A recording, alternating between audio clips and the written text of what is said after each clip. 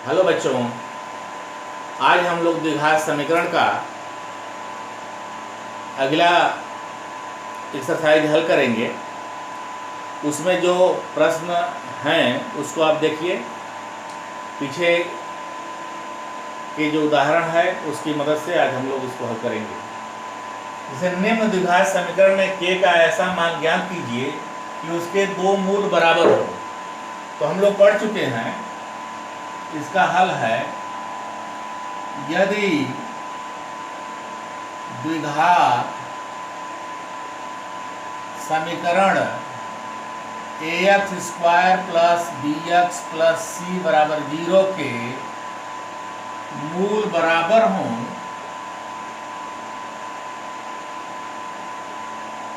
तो हम ये कहे थे कि d = 0 या d को हम लिखते हैं b² - 4ac = 0। ये हो चुका है। तो यहाँ पर हम तुलना कर लेंगे। समीकरण है, दिया गया समीकरण है क्या है? ये 2x² प्लस kx प्लस 3 = 0, यानी ax² plus bx plus c बराबर 0 से तुलना करने पर, तुलना कर लीजिए। x² का गुणांक यहाँ 2 है, यहाँ a है, a बराबर 2। ये बात समझ में आ गई होगी। यहाँ b बराबर k है और c बराबर यहाँ पर 3 है, अचर पद। तो शर्तानुसार हो जाएगा, मूल बराबर होंगे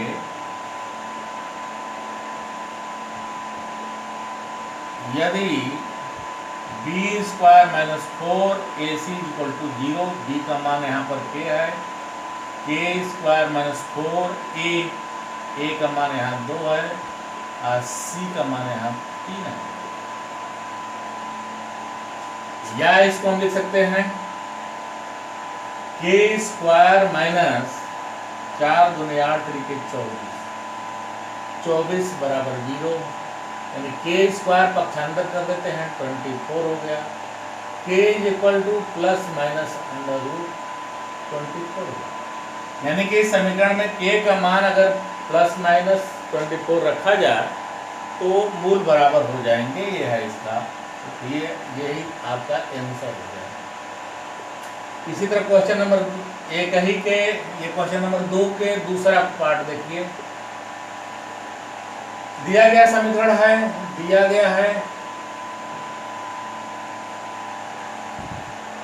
kx x - 2 प्लस 6 बराबर 0 में k का मान ज्ञात करिए जिसका मूल बराबर हो। तो k का मान यहाँ ज्ञात करते हैं, गुणा कर लीजिए। ये हो जाएगा kx² - kx 2kx प्लस 6 बराबर 0। देखिए k इसका गुणा पहले इसमें किए तो k यहाँ हो गया, x², फिर इसका गुणा इसमें किए, माइनस चिन्ह है, 2kx प्लस 6 बराबर 0। अब पुनः जो है ax² plus bx plus c बराबर 0 से तुलना करने पर, तुलना कर दें तो a बराबर k, b बराबर यहाँ पर b बराबर x का गुणांक b है, यहाँ x का गुणांक है -2k और c = 6 है। अब इस तरह जो है मूल बराबर होंगे, वही सब मूल बराबर होंगे यदि b² - 4ac = 0, तो b का मान यानी कि 2k - 2k का होल स्क्वायर माइनस 4a का मान k है और c का मान 6 है, 0। अब ये बात समझ में आ गई। इसको हल कर दे रहे हैं, यानी 4k² 2 दूनी 4 के स्क्वायर माइनस 4 छक्का 24 के इक्वल टू 0। तो इसको जो है आगे हम हल करते हैं, यानी कि 4 के कॉमन ले लेते हैं, इसमें से 4 के कॉमन ले लेंगे तो क्या बचेगा, के माइनस 4 छक्का 4 छक्का 24 0, यानी इसलिए के माइनस 6 इज इक्वल टू 0, क्योंकि के इज नॉट इक्वल टू 0, ये मान नहीं ले सकते, 0 कर देंगे। के का मान अगर 0 रख देते हैं तो ये द्विघात समीकरण नहीं रह जाएगा, इसलिए के का मान 6 लेंगे, इसलिए के इज इक्वल टू 6, ये हल है, आंसर हो गया। अब आइए देखते हैं, इसकी चेकिंग करते हैं कि क्या मेरा यह उत्तर सही है। तो के का मान 6 रख देख लेते हैं कि के का मान यहाँ 6 रखेंगे तो 6x माइनस ये 6x ब्रैकेट में x minus 2 plus 6 is equal to 0। तो इसको हल कर लेते हैं तो ये हो जाता है 6x square minus 12x plus 6 is equal to 0, यानी कि इसका 6 हम कॉमन ले लेते हैं तो x square minus 2x plus 1 is equal to 0, यानी कि x square minus 2x plus 1 is equal to 0। यहाँ x माइनस 1 का whole square is equal to 0, तो x बराबर 1 और 1, ये मूल बराबर हो गए। देखिए, ये चेक भी कर सकते हैं हम कि मूल बराबर हैं कि नहीं बराबर हैं। इस तरह जो है हम इसको हल कर लेंगे। ये दोनों सवाल हो गए। देखिए, इसी कड़ी में हम अगला क्वेश्चन हल करते हैं।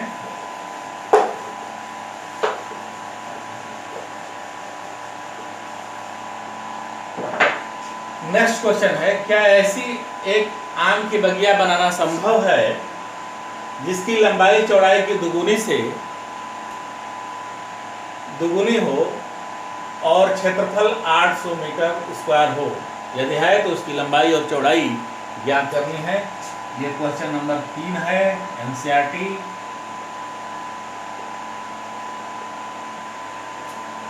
देखते हैं क्या ये आम की बगिया बनाना संभव है जिसकी लंबाई चौड़ाई यदि चौड़ाई को हम x मानते हैं तो लंबाई 2x हो जाएगी। इस तरह के सवाल बता चुके हैं। तो माना और क्षेत्रफल जो है 800 मीटर स्क्वायर है। माना चौड़ाई को मान लेते हैं, चौड़ाई बराबर x, लंबाई बराबर क्या हो जाएगा 2x। तो क्षेत्रफल बराबर क्या होता है, लंबाई गुणे चौड़ाई, अब जानते ही हैं। तो ये हो जाएगा x गुणे 2x बराबर 2x स्क्वायर। तो शर्तानुसार देखिए क्षेत्रफल, तो यहाँ क्षेत्रफल बराबर दिया है, कितना है, क्षेत्रफल बराबर दिया है 800 मीटर स्क्वायर, यानी कि 2x स्क्वायर बराबर 800 मीटर स्क्वायर। तो x स्क्वायर बराबर यहाँ पर हो जाएगा, ये x बराबर हो जाएगा 800 बटे 2, यहाँ जाएगा भाग हो जाएगा तो ये हो जाएगा 400। तो x बराबर होगा, x बराबर प्लस माइनस 20 हो जाएगा, यानी कि ये हो जाएगा x बराबर प्लस माइनस करने में 400।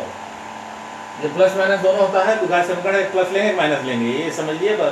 अक्सर बच्चे जो है कापियाँ लगा कर दिखाते हैं तो उसमें जो है प्लस माइनस चिन्ह छोड़ देते हैं, तो यहाँ पर द्विघात समीकरण के लिए 2 मोल होंगे। ये बात तो हो चुकी है। देखिए, माइनस लंबाई होती नहीं है, कैरी माइनस बनाएंगे नहीं, इसलिए x बराबर क्या हो जाएगा 20। अतः बाग बनाना संभव है और अतः बाग की चौड़ाई बराबर हो जाएगा 20 मीटर और लंबाई इसकी दुगुनी है, लंबाई है 2x, तो ये हो जाएगा 40 मीटर। इस तरह यह भी सवाल लग गया। बहुत मौखिक लगा सकते हैं, x into 2x, x into direct x into 2x square is equal to 800 रखेंगे, 400 हो जाएगा, 400 का वर्गमूल 20 हो जाएगा। लंबाई जो है लंबाई 40 हो जाएगी, इसलिए क्षेत्रफल 40 गुणे 20 बराबर 800 हो गया। इसी तरह एक छोटा सवाल और है, देख लीजिए। ये विभिन्न प्रतियोगी परीक्षाओं में इस तरह के सवाल पूछे जाते हैं।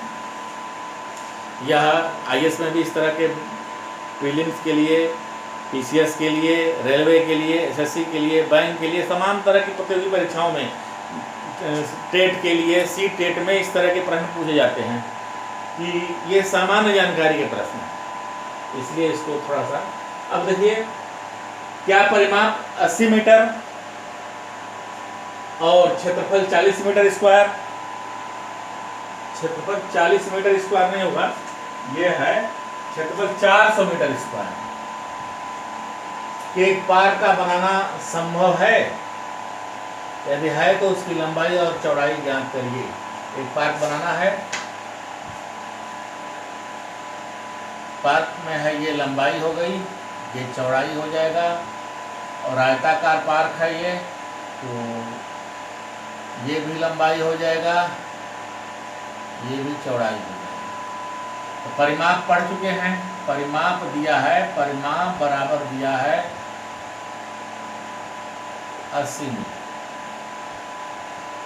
क्षेत्रफल दिया है 400 मीटर। अब देखिए, प्राथमिक कक्षाओं में आपको परिमाप, क्षेत्रफल को बहुत विधिवत गणित में बताया जाता है। परिमाप जो होता है, किसी भी आकृति का परिमाप उसके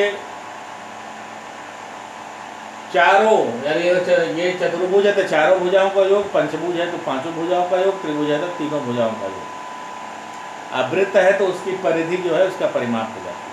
परिमाप, चारों तरफ की माप। अब इसमें परिमाप दिया है, देखिए सूत्र होता है 2 लंबाई धन चौड़ाई, इसी को परिमाप करते हैं। ये दिया है 80 मीटर, तो कह रहा है माना लंबाई मान लेते हैं, माना लंबाई जो है, लंबाई को हम मान लेते हैं x, यहाँ पर देखिए रख देते हैं 2 गुणे x धन चौड़ाई बराबर 80। x धन चौड़ाई कितना हो जाएगा? x धन चौड़ाई बराबर, ये 2 भाग चला जाएगा तो 80 भागे 2 बराबर हो जाएगा 40। तो चौड़ाई कितना हो जाएगा? चौड़ाई हो जाएगा 40 माइनस x। तो क्षेत्रफल कितना हो जाएगा? बराबर लंबाई गुणे चौड़ाई। देखिए यहाँ पर x धन चौड़ाई 40 है तो चौड़ाई हो जाएगा 40 माइनस x। इस तरह जो है हम कर लेंगे, लंबाई हम मान लिया है x और चौड़ाई हो गया 40 माइनस x। और क्षेत्रफल दिया कितना है? शर्तानुसार, शर्तानुसार x 40 minus x is equal to 400। इसको कर लेते हैं, 40 x minus x square is equal to 400, यानी x स्क्वायर पक्षांतर कर देते हैं, ये हो जाएगा 400 minus 40 x plus x square, ये 0 बराबर, या x square minus 40x plus 400 इसका गुणनखंड कर लीजिए। तो गुणनखंड करेंगे, x square minus 20x minus 20x plus 400 equal to 0, x minus 20 minus 20 x minus 20 equal to 0। यदि x माइनस 20 और x माइनस 20